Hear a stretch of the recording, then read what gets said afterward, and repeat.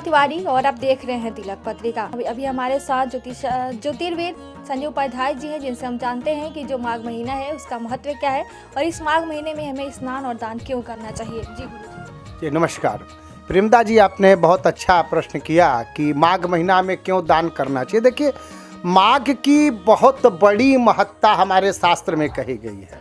जिस महीने में रामचरितमानस के कथा का प्रसंग उठा, यह वही महीना है और उसी प्रयाग की धरा से मानस जी का प्रादुर्भाव हुआ। अगर एक तरह से कहे कथा का प्रारंभ, तो माघ तो इतना पवित्र है कि माघ महीने में भगवान विष्णु माधव की पूजा होती है, इसलिए माधव शब्द से माघ महीना पड़ा। तो सबसे बड़ी विशेषता, और गोस्वामी जी ने क्या कहा है माघ महीने में, माघ महीने में गोस्वामी जी का जो कथन है हम उसको पढ़ दें तो बहुत अच्छा लगेगा।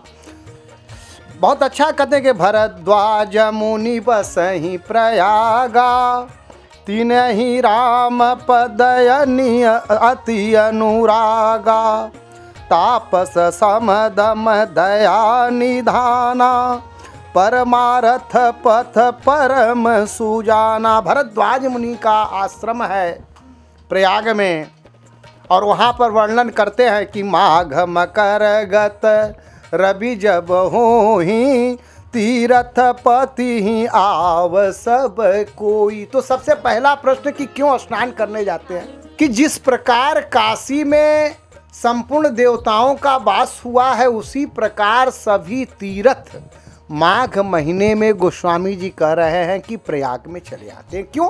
प्रयाग का क्या मतलब है? प्रकृष्ट याग, जहां उच्च याज्ञ हुआ हो उसको प्रयाग कहते हैं।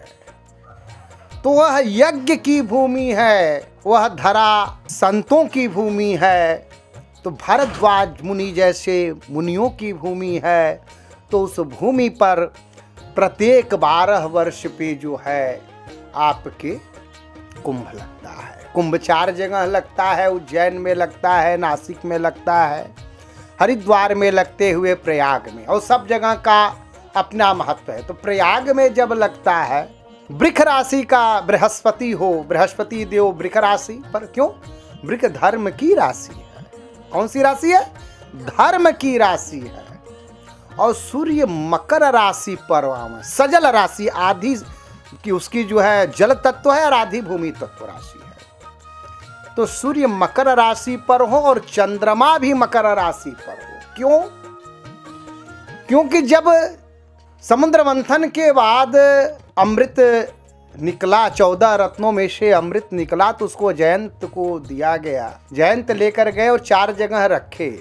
तो 4 जगह जो 4 बूंद गिरी, उज्जैन, नासिक में, और क्या कहते हैं हरिद्वार और प्रयाग में, तो 4 जगह हर 12 महीने, 12 वर्ष पे कुंभ, और हर जगह 6 वर्ष पे अर्ध कुंभ लगता है। कुल 12 कुंभ होते हैं। 4 कुंभ इस मृतलोक में लगते हैं और 8 कुंभ स्वर्ग लोक में लगते हैं। कुल 12 कुंभ होते हैं। तो प्रकृष्ट याज्ञ होने के कारण, उच्च भूमि होने के कारण प्रत्येक 12 वर्ष में कुंभ लगता है। तो जयंत जब लेगा तो वह उसके अमृत की रक्षा का भार सूर्य और चंद्रमा को दिया गया। किसको दिया गया? सूर्य और चंद्रमा को। सूर्य में चूंकि तपन है तो कहीं उसके ताप को खींच न ले और शीतलता बरकरार हो, इसलिए सूर्य और चंद्रमा दोनों साथ होने चाहिए। यह कब होगा? जब अमावस्या की तिथि आएगी। अमावस्या की तिथि के समय सूर्य और चंद्रमा एकदम आसपास होंगे। अमावस्या लगेगा। अमावस्या जब लगेगा और उस समय बृहस्पति वृष राशि पर होगा, तो वृष राशि से 2, 3, 4, 5, 6, 7, 8, 9, 10 नवम दृष्टि से भगवान बृहस्पति सूर्य और चंद्रमा को देख रहे हैं। तो सूर्य और चंद्रमा पर जब भी बृहस्पति की दृष्टि हो या सूर्य पर दृष्टि हो तो व्यक्ति धर्म कार्य में अग्रहित होता है, धर्म का कार्य होता है। चंद्रमा पर हो, अगर केंद्र का योग हो, कहीं कहीं त्रिकोण भी सुनते हैं, तो गजकेसरी योग का निर्माण होता है। और चंद्रमा मन का कारक है और सूर्य क्या? हृदय का कारक है। मन और हृदय जब दोनों एक जगह होंगे तभी अमावस्या होगा। यानी कि मन के तर्क और वितर्क सब समाप्त होकर हृदय में एक जगह लीन हो जाए, वह अमावस्या है। और उस समय बृहस्पति की दृष्टि इन दोनों पर पड़ती हो। बृहस्पति माने धर्म की राशि में बैठकर, वृक्ष माने बैल, धर्म की राशि में बैठ करके जिनकी दृष्टि पड़ रही हो, उन दृष्टि के वजह से सूर्य और चंद्रमा में एक विशेष प्रकार की ऊर्जा। और वैज्ञानिक का सूर्य जल सजल राशि में है। अब सूर्य सजल राशि में होने के कारण जब वह है तो उत्तराषाढ़ और श्रवण नक्षत्र में है, और ये उत्तराषाढ़ सूर्य का अपना ही नक्षत्र और चंद्रमा श्रवण का नक्षत्र है। तो इनके प्रक्रियाओं में होने में, कुंभ लगने में श्रवण नक्षत्र उत्तराषाढ़ नक्षत्र का बहुत बड़ा योग है। उत्तराषाढ़ सूर्य का नक्षत्र है, श्रवण नक्षत्र चंद्रमा का नक्षत्र है। अब श्रवण नक्षत्र किसका है? सावन से संबंधित है बहुत विशेष करके। उत्तराषाढ़ सूर्य, तो सूर्य अपने नक्षत्र पर हो या चंद्रमा के नक्षत्र, और चंद्रमा जो है अपने नक्षत्र पर और सूर्य के नक्षत्र पर, और सूर्य जो है माघ मास की अमावस्या के दिन उत्तराषाढ़ पूर्वाषाढ़ नक्षत्र होगा तो उस समय भी चंद्रमा जो है सूर्य के नक्षत्र पे होंगे और सूर्य के सान्निध्य में होने के कारण। और दूसरा कुंभ माने घड़ा। देखिए जब तक घड़ा रखा है वो घड़ा है, लेकिन उसको भर दीजिए तो क्या हो जाएगा? कुंभ। कुंभ का मतलब भरा हुआ। शास्त्र में लिखा हुआ है कुंभ भूमि उभरेत। जब ऐसी स्थिति वृक्ष राशि पर बृहस्पति होगा, वृक्ष राशि पृथ्वी तत्व राशि है। पृथ्वी तत्व राशि जो मकर राशि को देख रही है, जो आधा सजल है, आधा पृथ्वी और आधा जल है, तो पृथ्वी पर महत्ता जल और पृथ्वी की है। तो जल और पृथ्वी के ऊपर जब बृहस्पति और चंद्रमा सूर्य की दृष्टि पड़ेगी, सूर्य का प्रभाव होगा, तो उस जल में सूर्य के औषधि गुण प्राप्त हो जाएंगे। पृथ्वी और जल में सूर्य सबसे बड़ा। सूर्य में सप्त किरणें हैं, सप्त औषधियां हैं, उसके बहुत से शास्त्र में नाम दिए गए। सूर्य चिकित्सा का भी है। तो सबसे बड़ी बात है कि सूर्य के औषधीय गुण उस जल और पृथ्वी में प्राप्त हो जाते हैं। तो कुंभ भूमि उभरेत, कुंभ भूमि उभरेत के आधार पर भूमि के अंदर से एक विशेष प्रकार के गंध की उत्पत्ति होती है। और गीता में कहा है गंधो पुण्य, गंध में पुण्य होता है, वह गंधमय हूं। जैसे सूर्य में तेजमय हूं, चंद्रमा का तेजमय हूं, उसी प्रकार पृथ्वी के अंदर जो गंध है वह मैं हूं। यानी कि उस गंध में, उस जल में जब वह गंध उत्पन्न हुआ तो कौन उत्पन्न हुआ? परमात्मा। और महीना कौन सा है? माघ, जो माधव का महीना है। 1 महीने तक रह करके वहां पर कल्पवास करते हैं। क्यों कल्पवास? कल्प 27 कल्प है, हमारे शरीर का भी कल्प होता है। कल्प कल्प प्रभु चरित उदारा। 27 कल्प, 27 दिन, 27 नक्षत्र को इंगित करते हैं। 3 दिन और मिला दिया जाए तो 1 महीना। तो 27-28 दिन का के समय तक जो है सूर्य भी चलता है। तो इस 1 महीने के समय में तो कल्प में जो प्रभु का अवतार, तो ये कल्प होता है, इसको कहते हैं कल्पवास। 1 महीने के लिए उस धरा पर लोग जा करके सोते हैं, रहते हैं। तो कल्प में जो प्रभु का अवतार होता है, यानी कि उस जल में प्रभु का अवतरित रूप मिलता है। याद रखिए हमारे यहाँ जितने भी देवालय हैं उनके साथ जलाशय भी है। कभी आपने चिंतन नहीं किया? और याद रखिए देवालय तोड़े गए, शहरों के नाम बदले गए, लेकिन जलाशय का कोई नाम नहीं बदल पाया। क्या माँ गंगा का नाम कोई बदल पाया? जमुना का नाम बदल पाया? सरस्वती का नाम बदल पाया? नर्मदा, माँ नर्मदा का नाम बदल पाया? स्थान का नाम जरूर चेंज हुआ, लेकिन जो जल तत्व है, इस याद रखिए, जो शक्ति तत्व है, भारत का जो शक्ति तत्व है, जितने भी शक्ति स्थल है वो जलाशय के पास है। हमको जलाशय को समझना पड़ेगा। उस जलाशय पर उस जल तत्व, तो ये जल में उस तत्व की महत्ता आ जाती है। प्रत्येक 12 वर्ष के बाद, 6 वर्ष के बाद, तो जो अमृत गिरा है वह अमृत कुंभ भूमि उभरेत के माध्यम से उस अमृतत्व की कुछ मात्रा हमारे भूमि में और जल में विखरित होती है। वह परमात्म तत्व विखरित होता है और कुछ नहीं है।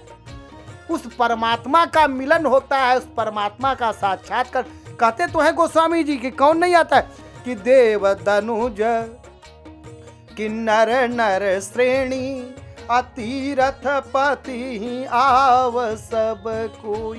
कहते हैं देव दनुज किन्नर नर श्रेणी असादर मज्जहि सकल त्रिवेणी। कौन आता है? देव, दनुज, किन्नर, नर, सभी लोग आकर के उस त्रिवेणी के तट पर, गंगा जमुना सरस्वती की जो त्रिवेणियां हैं, उस त्रिवेणी के तट पर आकर के, और त्रिवेणी है क्या? महाकाली, महालक्ष्मी, महासरस्वती का संगम। महासरस्वती तो गुप्त रूप में है, मिस्टीरियस रूप में है, अदृश्य है, वो जल्दी दिखाई नहीं देती, यह भी रहस्य है, दिखाई नहीं देती हैं। वही तो ज्ञान है, वही तो परमात्मा तत्व है जो आपको दिखाई नहीं दे रहा है, जिसको ढूंढने के लिए उस जल में आप स्नान करते हैं। वही कुंभ भूमि उभरेता, जो गंध निकल रहा है, वही सरस्वती तत्व है। और माँ जमुना जो है माँ काली तत्व है। तो कल्पवास करने से हमारे पाप हरे जाते हैं, हमारे पाप नष्ट होते हैं। 1 महीने तक मूली नहीं खाना चाहिए, हमको तिल डाल करके जल में स्नान करना चाहिए। तिल से क्यों स्नान करना है? तिल भगवान के पसीने से उत्पन्न है। तिल 3 प्रकार के होते हैं, सफेद तिल होता है, काला तिल होता है, भूरा तिल होता है। तो जो काला तिल होता है, जो दानव दुष्ट हैं उनके निमित्त है। तो जो दुष्ट शक्तियां हैं, जो अवरोधक शक्तियां हैं, वह अवरोधक शक्तियां नष्ट हो, उसके लिए हम तिल डाल करके गंगा में स्नान करते हैं, त्रिवेणी में। गुरुजी, हमें माघ महीने में क्या करना चाहिए और क्या नहीं करना चाहिए, विशेषकर ये बताइए तो। हाँ, देखिए, हमें माघ महीने में सात्विक भोजन करना चाहिए, सात्विक आहार करना चाहिए, भगवान विष्णु की शालिग्राम की प्रतिमा का पूजन करना चाहिए, विष्णु सहस्त्र नाम का पाठ करना चाहिए, हमको मांस मदिरा का सेवन नहीं करना चाहिए, हमको क्या कहते हैं, ये बिस्तरे पर नहीं सो, हमको भूमि पर शयन करना चाहिए, चटाई का त्याग कर, इसका बिस्तरे का त्याग करना चाहिए, खटिए का त्याग करना चाहिए, बेड का आधुनिक बेड है उसका त्याग करना चाहिए, ज़मीन में सोना चाहिए, हमको गौ का दान करना चाहिए, हमको झूठ नहीं बोलना चाहिए, हमको पर स्त्री गमन नहीं करना चाहिए, इन सब चीज़ों से हमको दूरी बना करके रहनी चाहिए। तो ये तमाम तरह की चीज़ें हैं। मूली का नहीं खाना चाहिए हमको, इसका हमको विशेष करके ध्यान रखना चाहिए। गुरुजी, माघ महीने में कौन कौन से व्रत त्योहार किए जाते हैं, उसको भी विस्तार से समझाइए। देखिए, सबसे बड़ी बात है कि माघ महीने में तो सबसे पहले तो संकष्टी गणेश चतुर्थी पड़ती है और संतान के लिए ये पूजन किया जाता है। तो गणेश चतुर्थी का सबसे पहला महत्व है। एक तो पर्व आपको यह पड़ा, दूसरा सबसे बड़ा पर्व आपका मौनी अमावस्या का पड़ेगा, जिस दिन कुंभ, वाकई अगर कुंभ कहिए तो मौनी अमावस्या के दिन, क्योंकि चंद्रमा तो हट जाएगा ना। तो कुंभ का जो योग है कि बृहस्पति वृक राशि पर हो, सूर्य और चंद्रमा मकर राशि पर, तो यह तो पूर्ण योग आपको क्या कहते हैं, मौनी अमावस्या को मिलेगा, जो कि 29 तारीख को है, 29 जनवरी को है। और उसके बाद गणेश चतुर्थी है आपका, गणेश चतुर्थी आपको 17 तारीख दिन शुक्रवार को है। तो 2 तो ये मिल गया। तीसरा आपको सबसे बड़ी चीज़ है कि माघ में विष्णु भगवान का पूजन के माँ सरस्वती का, महावागीश्वरी का जन्मदिन का प्रादुर्भाव। तो बसंत पंचमी, जहाँ से हम बसंत ऋतु की ओर प्रादुर्भूत होते हैं, तो बसंत ऋतु का प्रादुर्भूत होते हैं हम लोग। तो 5 या 3 तारीख को बसंत पंचमी है। उसके बाद 4 तारीख को अचला सप्तमी। अचला सप्तमी जो है भगवान सूर्य के प्रत्यर्थ जो है अरुणोदय में काल में तीर्थ में स्नान करके अपने पाप की निवृत्ति के लिए जो है स्नान करना चाहिए और तिल का दान करना चाहिए। तो अचला सप्तमी का पर्व पड़ता है। उसके बाद आपको एकादशी पड़ेगा, जया नामक एकादशी पड़ती है, तिल द्वादशी पड़ती है, तिल का दान करते हैं। फिर सबसे बड़ी बात 12 तारीख को माघी पूर्णिमा है। गुरुजी, जो व्यक्ति प्रयागराज जाने में असमर्थ है, वहाँ के जो महाकुंभ लगा है उसमें स्नान करने में समर्थ है, तो क्या करें कि अपने घर बैठे उस फल को प्राप्ति कर सके, यानी महाकुंभ में स्नान करने का उनको फल प्राप्त हो सके? देखिए, सबसे बड़ी बात है कि अगर जो लोग नहीं जा पा रहे हैं और बहुत दूर है और ठंड के वजह से भी, तो सबसे बड़ी बात है कि तो अगर काशी, अगर किसी तीर्थ क्षेत्र में रह रहे हैं, हरिद्वार, काशी या अन्य जगहों पर, तो प्रत्येक तीर्थ क्षेत्र में एक व्यवस्था होती है, तीर्थस्थल होते हैं जहाँ पर स्नान करने से पुण्य मिलते हैं। तो जैसे काशी में दशाश्वमेध का क्षेत्र कहा गया है, दशाश्वमेध तो प्रयाग घाट का क्षेत्र है, ये विशेष क्योंकि वहाँ 10 अश्वमेध यज्ञ हुए थे। तो बहुत पुण्यमय क्षेत्र है काशी में।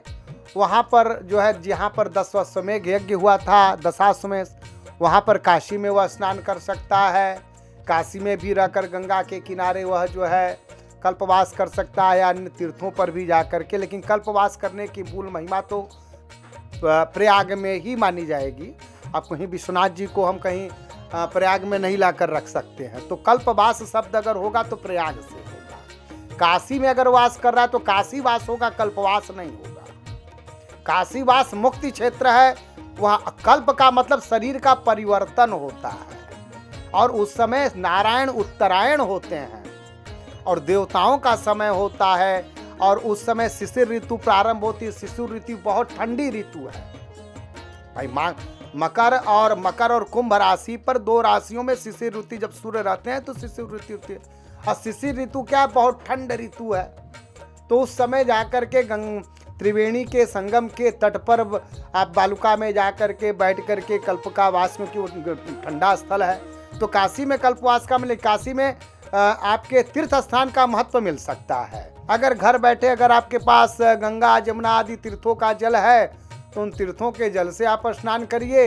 अगर नहीं है तो केवल माँ गंगा के नाम का स्मरण करके, जमुना के नाम का स्मरण करके, श्रीमन नारायण के नाम का या श्रीमन नारायण की शिला को स्नान करा के जो जल हो, उस जल को, सबसे अच्छा स्नान अगर आपको नहीं कहीं गंगा जल प्राप्त हो रहा हो, कि तो जहिपद सुर सरिता पूरा परम पुनीता प्रगट भई तप पुंज सही। तो माँ गंगा कहाँ से प्रकट हुई है? भगवान के विष्णु के चरणारविंद से। तो शालिग्राम शिला को स्नान करा करके उसके जल को अगर गंगा आप जो है गंगा जल कहीं पर गंगा जल न हो और मान करके, ये शास्त्र में नहीं लिखा है, यहाँ पर कोई इस तरह की बातें नहीं, ये मेरा मत है। ये सबसे अच्छा पद है कि स्वयं गोस्वामी जी ने कहा कि जय पद सुर सरिता परम पुनीता प्रगट भई तप पुंज सही। तो तप का पुंज कहाँ से प्रकट हुआ? वह तप पुंज प्रकट हुआ जय पद सुर सरिता। वह सुर सरिता जो है भगवान नारायण के चरणारविंद से पैदा हुई। तो सबसे अच्छा होगा कि भगवान शालिग्राम की शिला को स्नान करा करके उनके जल को बिंदु मात्र डाल करके हम स्नान करें और जल का पान करें, हमारे संपूर्ण पाप नष्ट। माघ का महीना शुरू हो गया है, ऐसे में हमें माघ महीने में विशेषकर स्नान दान विशेष रूप से करना चाहिए। कहा जाता है कि इस महीने भगवान विष्णु और माता लक्ष्मी का विशेषकर हमें पूजा और उपासना करनी चाहिए। माघ महीने में कल्पवास का विशेष महत्व है। कहा जाता है कि जो व्यक्ति प्रयागराज में जाकर एक महीने यानी पूरे माघ महीने में अगर कल्पवास करते हैं तो उनको मोक्ष की प्राप्ति हो जाती है, विशेष फल की प्राप्ति हो जाती है। और ऐसे में महाकुंभ लगा है प्रयागराज में, तो आप भी वहाँ जाइए, कल्पवास करिए और पूरे माघ महीने में आप स्नान दान जरूर करें। कैमरा पर्सन दीपक गुप्ता के साथ मैं प्रियंवदा तिवारी, देखते रहिए तिलक पत्रिका।